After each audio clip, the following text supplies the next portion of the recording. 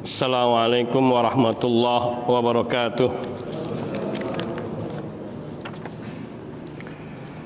Innal hamdalillah nahmaduhu wa nasta'inuhu wa nastaghfiruh wa na'udzu billahi min shururi anfusina wa sayyiati a'malina. Man yahdihillahu fala mudhillalah wa may yudlil fala hadiyalah.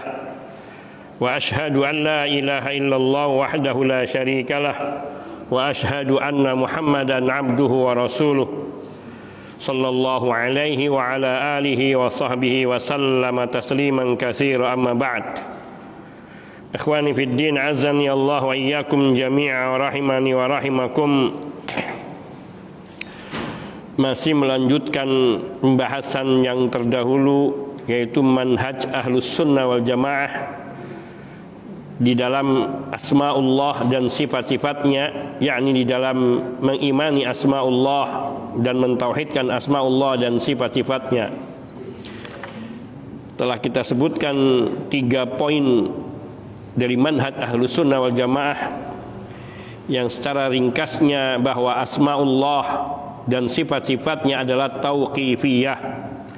Yang kedua, bahwa apa yang Allah sifatkan dirinya pada dirinya dan apa yang disifatkan oleh Rasulnya Sallallahu Alaihi Wasallam adalah sesuatu yang hak sebagaimana zahirnya, yang layak bagi Allah Subhanahu Wa Taala. Yang ketiga, bahwa as-salaf, yakni Ahlus Sunnah wal Jamaah, mereka menetapkan sifat dengan penetapan tanpa penyerupaan dan tidak menyerupakan sesuatu pun dari sifat-sifat Allah dengan sifat-sifat makhluknya, karena laisa kamitslihi syai'un wa huwas samiul basir. Kemudian yang keempat, yakni pembahasan kita di malam hari ini biidznillah taala, wa kama anna ahlus sunnah wal jamaah yuthbituna lillahi sifat allati wasafa biha nafsuhu aw wasafahu biha rasuluhu ala wajhin yaliqu bi jalalihi wala yushabbihunahu bi khalqihi. Sebagaimana Ahlus Sunnah wal Jamaah, mereka menetapkan sifat-sifat bagi Allah yang Allah sifati dirinya dengannya, yakni dengan sifat-sifat tersebut, atau yang Rasulullah Sallallahu Alaihi Wasallam sifatkan Allah dengan sifat-sifat tersebut, ala wajhin yaliku, yakni dengan sifat-sifat yang layak bagi keagungan Allah Subhanahu wa taala. Artinya layak bagi keagungan Allah. Allah memiliki sifat dan sifat itu layak bagi Allah Subhanahu wa taala, dengan tidak menyerupakan sifat-sifat tersebut atau tidak menyerupakan sedikit pun Allah dengan makhluknya pada semua sifat-sifatnya. Allah memiliki sifat-sifat dan Allah mensifati dirinya dengan sifat-sifat tersebut, namun tidak berarti ini menyerupakan Allah dengan makhluknya. Bahkan Ahlus Sunnah wal Jamaah, mereka mensucikan Allah Subhanahu wa taala dari sifat-sifat yang tidak sempurna, dari sifat-sifat yang aib, yang kurang, yang ataupun yang mengakibatkan terjadinya penolakan terhadap sifat-sifat bagi Allah Subhanahu wa taala, yaitu dengan cara mentakwil maknanya atau menyimpangkan lafaz-lafaznya dari makna yang ditunjukkan pada lafaz, yang beralasan karena ingin mensucikan Allah Subhanahu wa taala. Jadi begini, umumnya mereka yang menolak sifat-sifat bagi Allah Subhanahu wa taala, atau yang mereka menolaknya tidak secara langsung, namun dengan cara memaknai sifat-sifat Allah kepada makna-makna lain, karena anggapan mereka mensifati Allah dengan sifat-sifat tersebut berarti menyerupakan Allah dengan makhluknya. Dan ini akibatnya secara tidak langsung ia menolak sifat-sifat bagi Allah Subhanahu wa taala, atau dia terfikirkan di dalam benaknya menyerupakan, menerima sifat-sifat Allah Subhanahu wa taala berarti menyerupakan Allah dengan makhluknya. Sehingga mereka dalihnya memaknai atau menyimpangkan makna dari lafaz-lafaz yang ditunjukkan oleh sifat-sifat tersebut, alasannya untuk mensucikan Allah. Maka madhab Ahlus Sunnah wal Jamaah dalam masalah ini ada di tengah-tengah, di antara dua kubu yang saling berseberangan, antara yang mereka menyerupakan Allah Subhanahu wa taala dengan makhluknya, dan antara mereka yang menolak sifat-sifat bagi Allah Subhanahu wa taala secara mutlak. Ahlus Sunnah wal Jamaah menjauhkan diri dari penolakan terhadap sifat-sifat Allah Subhanahu wa taala, karena tajannabut ta'til fi maqamit tanzih, yang mereka beralasan ingin mensucikan Allah sehingga mereka tidak mau mensifati. Wa tajannabut tashbih, dan Ahlus Sunnah wal Jamaah mereka menjauhi dari sifat menyerupakan Allah dengan makhluknya dengan cara menetapkan sifat-sifat itu. Jadi yang pertama, menjauhkan diri dari sifat penolakan. Karena ada orang-orang yang menolak sifat bagi Allah Subhanahu wa taala sebagaimana yang kita bahas terdahulu. Karena menolak sifat-sifat bagi Allah Subhanahu wa taala berakibatkan yaitu menolak adanya Allah Subhanahu wa taala secara mutlak.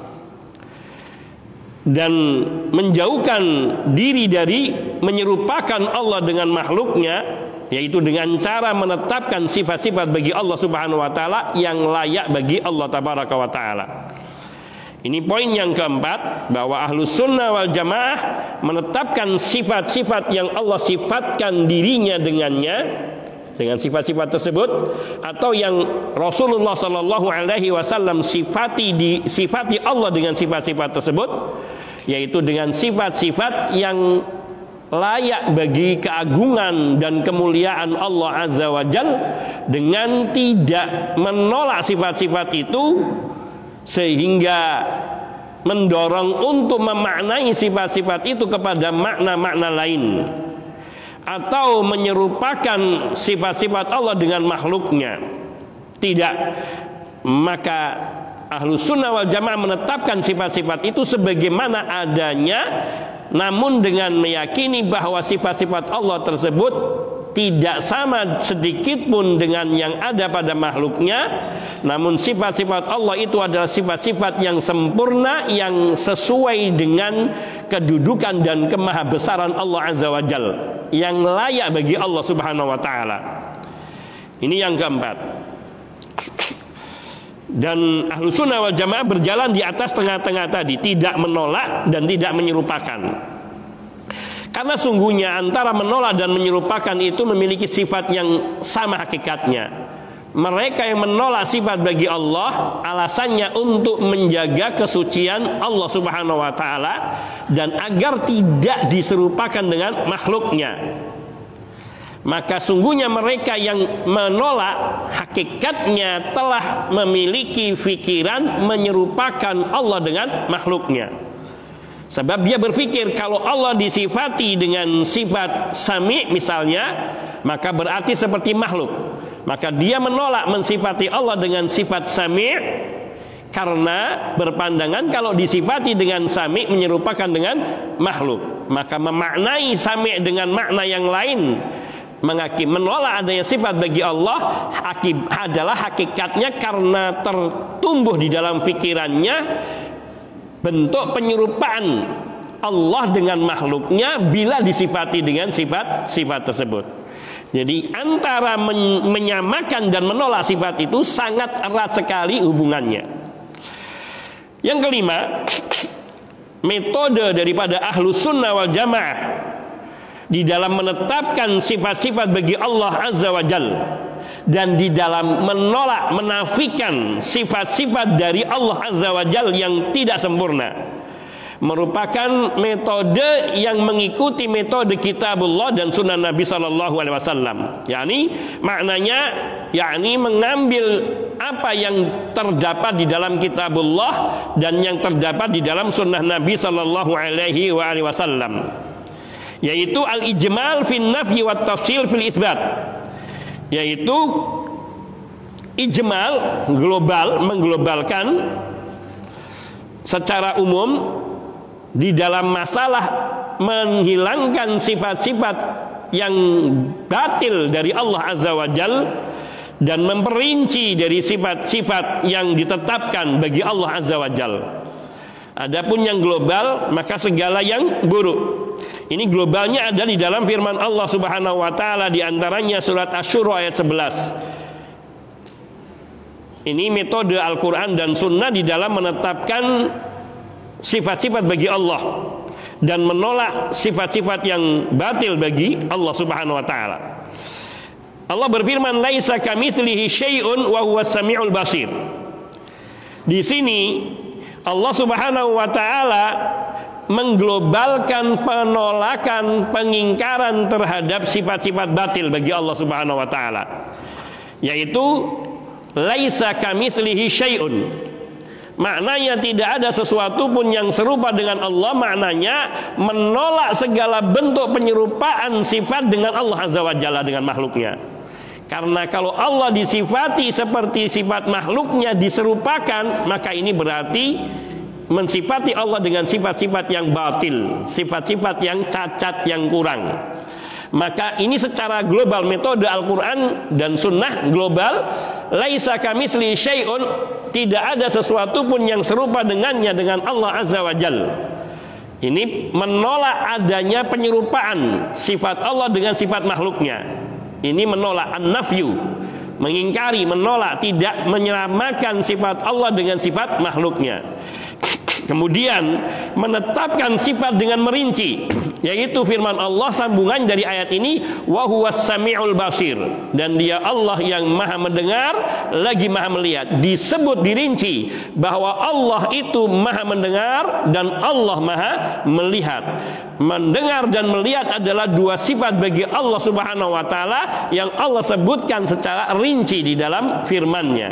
Maka di dalam satu ayat ini, Asy-Syura ayat 11 ini, laisa kamitslihi syai'un wa huwas samiul basir, terdapat penolakan secara global dan penetapan secara rinci terhadap sifat-sifat bagi Allah Subhanahu wa taala.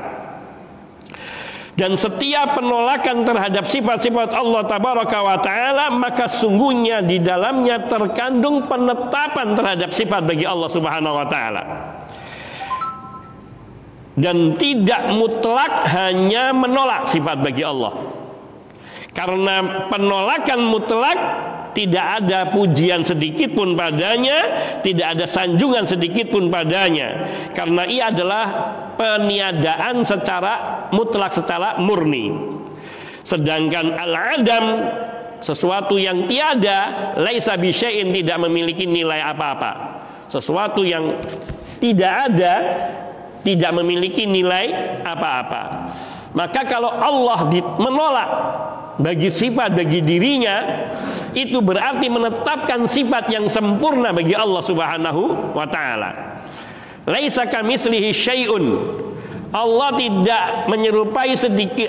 Laisa kamitslihi, tidak ada sesuatu pun yang menyerupai zat Allah Subhanahu wa ta'ala maupun sifat-sifatnya. Maka ini namanya menolak segala sifat yang kurang dari Allah Subhanahu wa ta'ala. Segala sifat yang cacat tidak ada pada Allah Subhanahu wa ta'ala. Sehingga maknanya apa? Wa huwas samiul basir, bahwa Allah maha mendengar, Allah maha melihat, adalah sifat-sifat yang sempurna, yang sesuai dengan kelayakan bagi Allah Subhanahu wa ta'ala. Tidak sama dengan apa yang ada pada makhluknya. Hal ini penting untuk kita ketahui. Kenapa? Karena menolak sifat-sifat bagi Allah Subhanahu wa ta'ala, ya ini maksudnya menolak sifat-sifat yang batil bagi Allah Subhanahu wa ta'ala, hakikatnya adalah menetapkan sifat-sifat yang sempurna bagi Allah Subhanahu wa ta'ala. Makanya Allah Subhanahu wa ta'ala dalam ayat yang pendek ini, laisa kamitslihi syai'un wa huwas samiul basir, sekaligus menolak segala kekurangan dari Allah dan menetapkan yang sempurna bagi Allah Subhanahu wa ta'ala. Sehingga maknanya Allah adalah zat yang maha sempurna di dalam semua sifat-sifatnya, di dalam semua nama-namanya, dan dia Allah zat yang maha mendengar, memiliki sifat mendengar, dan Allah maha melihat, memiliki sifat melihat. Maka di antara contoh-contoh sifat yang ditolak dari Allah Subhanahu wa ta'ala yang mengandung penetapan sifat kesempurnaan bagi Allah, yaitu surat Al-Kahfi ayat 49. Allah tabaraka wa ta'ala berfirman, "Wala yadhlimu rabbuka ahada." Wala yadhlimu rabbuka ahada, dan Tuhanmu Rabbmu tidak berbuat zalim kepada seseorang pun. Apa yang ditolak dari Allah? Sifat kezaliman. Allah tidak pernah berbuat zalim, maka Allah tidak memiliki sifat zalim. Dan apa maknanya penetapan sifat bagi Allah di sini? Yakni karena Allah memiliki sifat keadilan yang sempurna. Allah adalah zat yang maha adil dan sempurna di dalam keadilannya, maka Allah tidak mungkin berbuat zalim sedikit pun. Likamali adlihi subhanahu wa ta'ala, karena kesempurnaan keadilan Allah tabaraka wa ta'ala, maka di dalam menetapkan wala yadhlimu rabbuka ahada, tidak semata-mata menolak sifat buruk dari Allah, namun juga di dalam menolak sifat buruk ini terdapat penetapan sifat yang sempurna bagi Allah Subhanahu wa ta'ala. Sifat yang baik, yakni sifat yang sempurna, yaitu keadilan Allah tabaraka wa ta'ala. Ayat lain Al-Baqarah ayat 255 dalam ayat kursi, penggalan di antara firman Allah, wala ya'uduhu hifdhuhuma, dan Allah Subhanahu wa ta'ala tidak merasa terberati dengan menjaga langit dan bumi. Maknanya Allah jauh dari sifat berat, dari sifat terberati, terbebani mengurusi langit dan bumi. Maknanya itu bukan sifat bagi Allah sama sekali. Dan maknanya Allah adalah maha sempurna dalam kekuasaan dan kekuatannya. Kekuatan dan kekuasaan Allah yang maha sempurna, sehingga tidak sedikit pun merasa terbebani, terberati mengurusi langit dan bumi. Ini Allah Subhanahu wa ta'ala berfirman kepada kita, hambanya yang sangat-sangat hina, yang sangat-sangat kecil, rendah, sehingga menggunakan bahasa yang bisa kita fahami. Dan itulah kesempurnaan zat Allah Subhanahu wa ta'ala berfirman kepada hambanya dengan bahasa yang bisa ditangkap oleh hambanya. Maknanya apa? Kita bisa membayangkan bahwa langit dan bumi ini adalah dua ciptaan Allah tabaraka wa ta'ala yang maha agung, yang maha besar. Berapa luasnya langit, berapa luasnya bumi, malam dan siang terus bergulir setiap hari, dan seluruh yang ada di dalamnya, baik para malaikatnya, bahkan mereka yang sudah menempati surga, termasuk bidadari-bidadari yang telah ada di dalam surga. Mereka mendapatkan kenikmatan-kenikmatan di dalam surga, menanti para penghuni-penghuninya, para pelayan-pelayan di dalam surga, yang mereka menanti penghuninya, menanti tuan-tuan yang akan masuk ke dalamnya. Di dunia ini dengan berbagai manusia dan makhluk-makhluk lainnya, yang mereka setiap hari membutuhkan makanan, minuman, dan berbagai kebutuhan mereka, dan semua dipenuhi oleh Allah Subhanahu wa ta'ala. Dari sejak kapan? Dari sejak Allah ciptakan langit dan bumi ini. Dan itu bagi Allah sangat mudah dan tidak terbebani. Wala ya'uduhu hifdhuhuma, sama sekali Allah tidak dibebani mengurusi langit dan bumi. Allahu Akbar. Ini menunjukkan apa? Kesempurnaan Allah yang maha besar, maha kuasa. Allah yang maha kuasa, yang sempurna dalam kekuasaannya. Allah yang maha kuat, yang sempurna kekuatannya. Yang tidak pernah ada rasa letih, capek. Tidak pernah ada merasa bosan, tidak ada. La ta'khudhu sinatu wala naum, tidak pernah ngantuk apalagi tidur. Allah Subhanahu wa taala terjaga, Hayyun Qayyum, yang maha hidup dan maha tegak mengurusi alam semesta ini semua.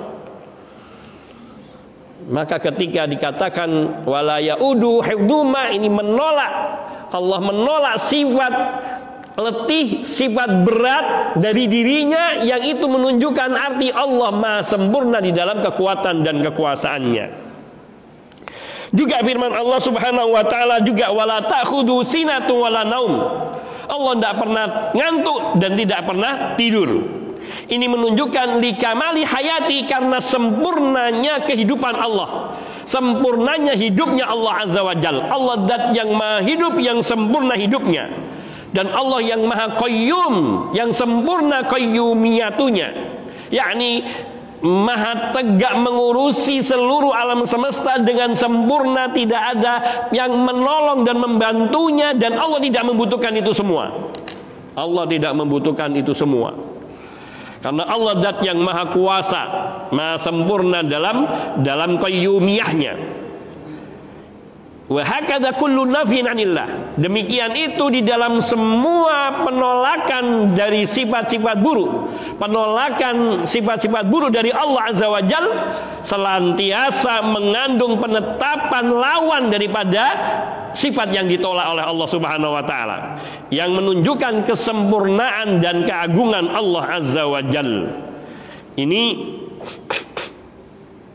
yang patut kita fahami, karena dengan mengenali sifat-sifat Allah, mengimani asma'ullah dan sifat-sifatnya seperti yang dibimbingkan oleh para ulama kita berdasarkan kitabullah dan sunnah Nabi sallallahu alaihi wasallam, maka di situ kita akan mengetahui kemahabesaran Allah dan kesempurnaan Allah Azza wa Jal di dalam semua nama-nama dan sifat-sifatnya. Untuk mau mendalami ke dalam hal ini, ada di dalam kitab Al-Aqidah Al-Wasithiyah Syekh Ibnu Taimiyah rahimahullahu taala, Syekhul Islam Ibnu Taimiyah rahimahullahu taala, beliau menuliskan risalah yang pendek namun disyarah oleh para ulama yang menjelaskan tentang asma wa sifat. Kemudian kita memasuki pasal berikutnya, masih di dalam asma'ullah wa sifatuh, yaitu kalau tadi yang dulu itu adalah manhaj, metode dan cara Ahlus Sunnah wal Jamaah di dalam memahami dan mengimani asma'ullah dan sifat-sifatnya, maka di sini manhajnya Jahmiyah serta pengikut-pengikutnya dan murid-muridnya di dalam asma'ullah dan sifat-sifatnya. Bagi seorang muslim, ia wajib menetapkan nama-nama Allah dan sifat-sifat Allah yang sesuai dengan kelayakan keagungan Allah Azza wa Jal, yang sesuai dengan keagungan Allah Azza wa Jal, dengan kemuliaan Allah Azza wa Jal, dan sesuai dengan apa yang tersebut di dalam kitabullah, juga yang tersebut di dalam sunnah Nabi sallallahu alaihi wasallam, dengan tetap menjadikan kitabullah dan sunnah Rasul sallallahu alaihi wasallam sebagai sumber dan dalil utama di dalam mengimani asma'ullah dan sifat-sifatnya. Ini beda dengan kaum Jahmiyah, juga para pengikut dari kaum Jahmiyah, para murid-muridnya dari Jahmiyah, yaitu Mu'tazilah dan juga Asy'ariyah, yang mereka menolak apa yang Allah tetapkan bagi dirinya dari sifat-sifat dan nama-nama.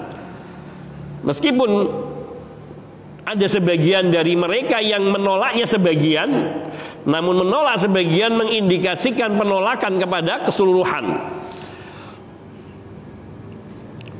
atau mereka menolak sebagian, nah ini menolak sebagian dari nama-nama dan sifat-sifat Allah dan menetapkan sebagian yang lainnya dengan secara pasti, serta menjadikan sumber mereka di dalam hal itu adalah cara pandang mereka yang bersandar kepada rasional, akal, atau karena mereka menetapkan seperti yang dikatakan oleh para imam mereka yang sesat karena mengikuti pendahulunya, para imamnya. Maka harus kita bedakan antara orang yang menjadikan dalilnya di dalam mengimani asma'ullah dan sifat-sifatnya, yakni menjadikan dalilnya Al-Quran dan Sunnah, dan antara orang yang menjadikan sumber pemikirannya di dalam menolak asma'ullah dan sifat-sifat adalah akal. Akal yang nilainya sangat rendah dan suka dikatakan zubalatul adhan, tong sampah pemikiran. Karena akal itu menampung segala pemikiran dan dia akan menuangkan segala apa yang ada dalam benaknya, yang itu bisa positif, bisa negatif, bisa baik dan bisa jelek. Itu akal.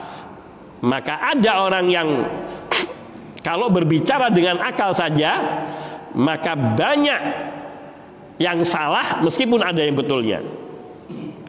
Seperti dikatakan oleh salah seorang dari mereka, wa kullu nafsin auhamat tashbiha awwilhu aw fawwid wa rum tanziha. Setiap nas, yakni dalam Al-Quran maupun Sunnah, setiap nas auhamat tasbih yang mengindikasikan kepada penyerupaan, yang artinya menunjukkan kepada arti atau memberikan makna penyerupaan Allah dengan makhluknya, awilhu, maka takwillah makna-makna itu.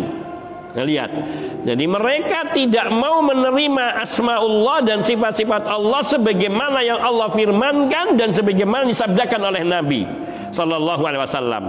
Karena mereka memegangi kaidah ini, dasarnya adalah akal sumbernya.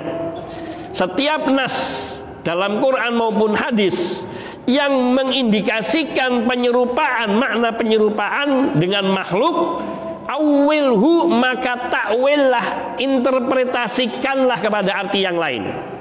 Au fawwid, atau artinya serahkan kepada Allah, jangan dimaknai.